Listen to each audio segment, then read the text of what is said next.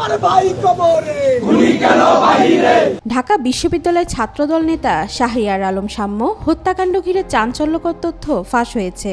এরই মধ্যে ৩ জনকে গ্রেফতার করেছে পুলিশ। আর এই গ্রেফতারকৃতদের পরিচয় প্রকাশ করতেই সামনে এসেছে বিস্ফোরক তথ্য।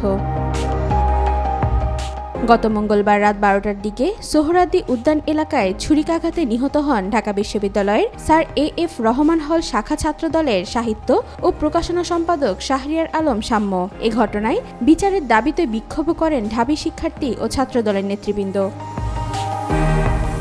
বিক্ষোভের মুখে সিসিটিভি ফুটেজ ও আনুষঙ্গিক সব যাচাই বাছাই করে এক পর্যায়ে ৩ জনকে গ্রেফতার করেছে ঢাকা মহানগর পুলিশ ডিএমপি। গ্রেফতারকৃতরা হলেন মাদারীপুর সদরের এরশাদ হাওলাদারের ছেলে মোহাম্মদ তামিম হাওলাদার, কামাল সর্দারের ছেলে পলাশ সর্দার ও ডাসার থানার যতীন্দ্রনাথ মল্লিকের ছেলে সম্রাট মল্লিক। এদের পরিচয় প্রকাশের পরই জানা গেছে সাম্য হত্যায় জড়িত রয়েছেন শ্রমিক দলের এক নেতাও। এই ৩ আসামির একজন হলেন সম্রাট মল্লিক, যিনি মাদারীপুরের ডাসার উপজেলার শ্রমিক দলের সাংগঠনিক সম্পাদক। ছাত্রদল ও শ্রমিক দল দুটি সংগঠনে বিএনপির অঙ্গ সংগঠন। এদিকে ৫ আগস্ট শেখ হাসিনা পলায়নের পর থেকে অভ্যন্তরীণ কোন্দলে বিএনপির শত শত নেতাকর্মী খুন হয়েছেন। আধিপত্য বিস্তার, পদ পদায়ন, দখল ও চাঁদাবাজির নিয়ন্ত্রণ নিয়ে বিভিন্ন এলাকায় বিএনপির গ্রুপিং লক্ষ্য করা গেছে।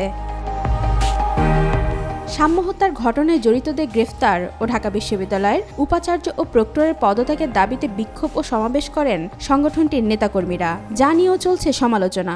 অনেকে বলছেন সাম্য হত্যার ঘটনায় ভিসির পদত্যাগ করতে হলে অভ্যন্তরীণ কোন্দলে শত শত নেতাকর্মীর খুনের দায়ে বিএনপি চেয়ারপারসন তারেক রহমানকেও পদত্যাগ করতে হবে।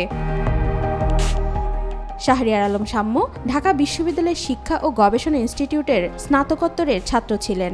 তিনি স্যার এ.এফ রহমান হলের আবাসিক ছাত্র ছিলেন এবং হল শাখা ছাত্রদলের সাহিত্য ও প্রকাশনা সম্পাদক ছিলেন।